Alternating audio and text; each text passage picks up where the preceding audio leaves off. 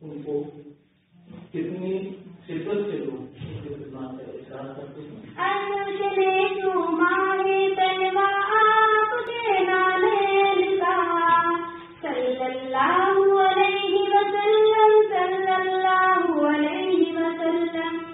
मैं खराज अक़ीदत पेश करते हुए डॉक्टर हमीद साहब को, और मैंने ये देखा हमेशा अलीगढ़ हो, यूनिवर्सिटी की कोर्ट की मीटिंग हो, अक्सर हम लोग साथ रहते थे, लखनऊ में क्या काबीना की मीटिंग हो या कहीं भी हो, वो दुश्मन हो या दोस्त हो, उससे बड़े खुलूस से मिलते थे, जो आजकल बहुत कम हो गया है।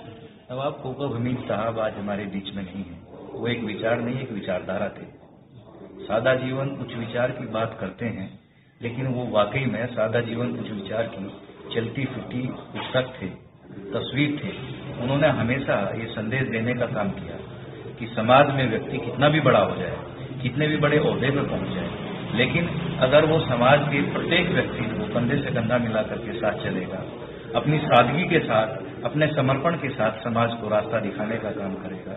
उन्होंने ये भी हमेशा सिखाया कि नेतृत्व का काम हुकूमत करना नहीं है, नेतृत्व का काम समाज को सही और आसान रास्ता दिखाना है।